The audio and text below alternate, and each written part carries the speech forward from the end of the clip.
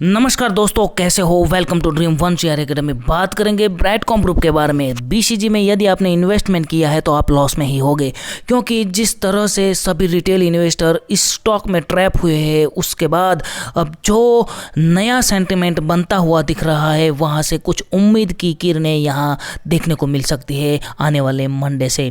क्योंकि कंपनी ने जो शेयर होल्डिंग्स पैटर्न बताई थी वो मनी कंट्रोल पे साइट पे अपडेट हो चुकी है। हम आपको इस वीडियो में सभी डिटेल एनालिसिस करने वाले हैं। तो यदि बीसीजी में इन्वेस्टमेंट किया है और इस वीडियो का कंटेंट आपको अच्छा लगे तो प्लीज़ हमारे चैनल को सब्सक्राइब जरूर कर देना, क्योंकि मैं एक सेबी रजिस्ट्रार एनालिसिस नहीं हूँ, आपकी जैसा रिटेल इन्वेस्टर ही हूँ। मेरे पास बीसीजी के 3000 शेयर की क्वांटिटी है और मैं भी अभी बड़े लॉस में हूँ। अब बात करेंगे इस वीडियो में दोस्तों कि यहाँ मार्च 2023 की जो प्रमोटर्स की होल्डिंग्स थी वो अनचेंज्ड रही है, यानी कि उतनी ही रही है। सेबी का जो आरोप था कि कंपनी की अब तक की प्रमोटर्स होल्डिंग्स में भी हमें कुछ घोटाला दिख रहा है, तो वो बात दोस्तों यहाँ कंपनी की तरफ से जो रखी गई है वो बिल्कुल साफ हो चुकी है। तो यहाँ शेयर होल्डिंग्स पैटर्न के मामले में कंपनी सही साबित हुई। 2 दिन पहले कंपनी ने जो अपडेट बताई थी कि कंपनी की तरफ से जो शेयर बिकवाली की गई है उसका भी क्लियरिफिकेशन कंपनी ने दिया है कि उन्होंने जो कंपनी का प्लेज रखा हुआ था उन्होंने डायरेक्ट ही ओपन मार्केट में सेल कर दिया था। तो 2 बात पर क्लियरिफिकेशन आने के बाद अब बीसीजी का मार्केट सेंटिमेंट यहाँ सुधरता हुआ हमें दिख रहा है। Promoters holding unchanged. अब बात करते हैं एफआईआईज की होल्डिंग्स के बारे में। तो दोस्तों यहाँ आप क्लियरली देख सकते हो कि एफआईआईज होल्डिंग मार्च 2023 में भी इंक्रीज ही हुई है। 14.55 थी, वहाँ से 15.79 हो चुकी है।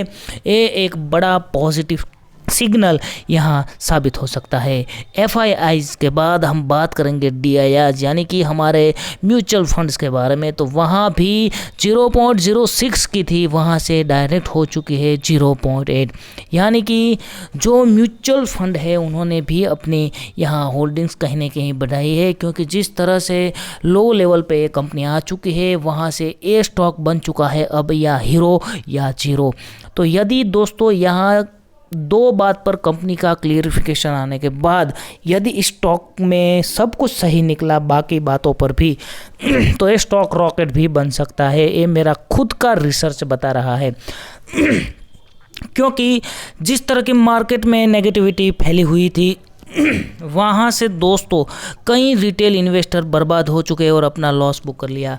तो यहाँ वेट एंड वॉच ही करना चाहिए। 3000 शेयर की क्वांटिटी दोस्तों यदि मेरे पास है तो मैं भी यहाँ वेट ही करूँगा, क्योंकि यदि इतनी गिरावट होने के बाद अब लॉस बुक करने में भी दोस्तों कोई समझदारी नहीं है। वेट एंड वॉच, या तो हीरो बनेगा या जीरो बनेगा। तो दोस्तों कंपनी का ये बड़ा जो डाउट था शेयर होल्डिंग्स पैटर्न के मामले में, उसमें कंपनी ने अपना स्टैंड क्लियर कर दिया है। अब मंडे से दोस्तों मुझे तो लगता है कि यहाँ अपर सर्किट लगनी ही चाहिए।